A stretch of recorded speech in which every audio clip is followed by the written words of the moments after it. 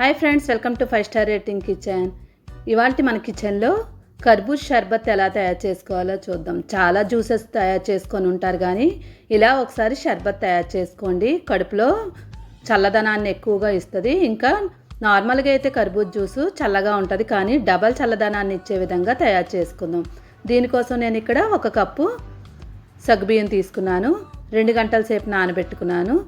నానబెట్టుకున్న తర్వాత 1 స్పూను సబ్జా గింజలు తీసుకోండి. ఇది 2 నిమిషాలు నానబెట్టుకుంటే సరిపోతుంది.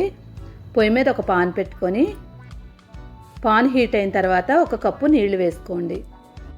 నీళ్లు మరిగించాలి. నీళ్లు మరిగించిన తర్వాత సగ్గుబియ్యాన్ని దీనిలో వేసుకోవాలి.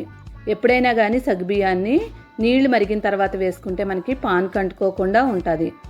ఇప్పుడు సగ్గుబియ్యం ఉడికించడానికి చిన్న టిప్ చెప్తున్నాను.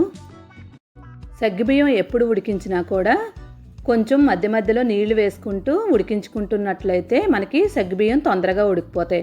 ఒకేసారి ఎక్కువ నీళ్లు వేసుకొని సగ్గుబియ్యం ఉడికించినట్లయితే త్వరగా ఉడికిపోదు. ఇది మాత్రం మర్చిపోకుండా ఈ టిప్ను పాటించండి. సగ్గుబియ్యం తొందరగా ఉడికిపోతాయి. నానబెట్టాం కాబట్టి త్వరగానే ఉడికిపోద్ది. సగ్గుబియ్యం ఉడికిన తర్వాత 3 టేబుల్ స్పూన్లు మిల్క్ పౌడర్ వేసుకోండి. మిల్క్ పౌడర్ వేయడం వల్ల మనకి టేస్ట్ ఉంటుంది. ఇక్కడ మనం పాలు వాడకుండా మిల్క్ పౌడర్ వాడుతున్నాము. మిల్క్ పౌడర్ వాడినా కూడా మనకి షర్బత్ కానీ జ్యూసెస్ కానీ మంచి టేస్ట్ వస్తాయి. పౌడర్ అనేది ఎక్కడ ఉండలు లేకుండా బాగా కలిపేసుకోండి. నెక్స్ట్ ఇప్పుడు దీనిలో మనం పంచదార యాడ్ చేసుకోవాలి కదా. పంచదార వాడే పని లేకుండా 1 కప్పు బెల్లం వేసుకోండి. ఏ కప్పుతో అయితే సగ్గుబియ్యం తీసుకున్నామో అదే కప్పుతో బెల్లం వేసుకోండి.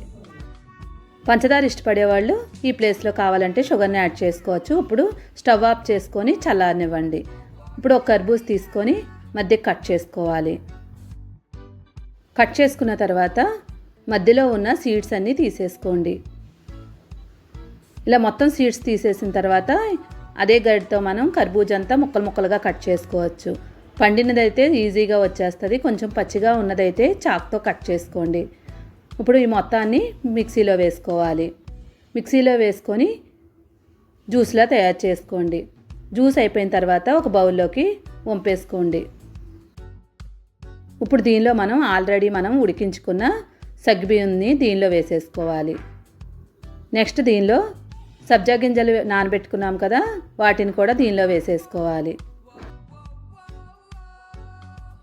ఇప్పుడు జ్యూస్ మొత్తాన్ని బాగా కలిపేసుకోవాలి. సగ్గుబియ్యం అండ్ సబ్జా గింజలు జ్యూసు బాగా కలిసేలాగా 5 నిమిషాల పాటు అలానే కలిపేసుకోండి. షర్బత్ రెడీ అయింది. కానీ ఇలా అయితే పిల్లలు కానీ ఎవరు తినరు కదా. దీనిలో కొంచెం బాదం పప్పు నానబెట్టినవి, జీడిపప్పు, పిస్తా, మన దగ్గర ఏ డ్రై ఫ్రూట్స్ ఉంటే అవి వేసుకోవచ్చు. లాస్ట్ ఫైనల్గా దీనిలో ఐస్ క్యూబ్స్ వేసుకోండి. ఇప్పుడు చల్లగా పిల్లలు ఎంతైనా తాగేసే విధంగా ఐస్ గడ్డలు వేసేసుకోండి.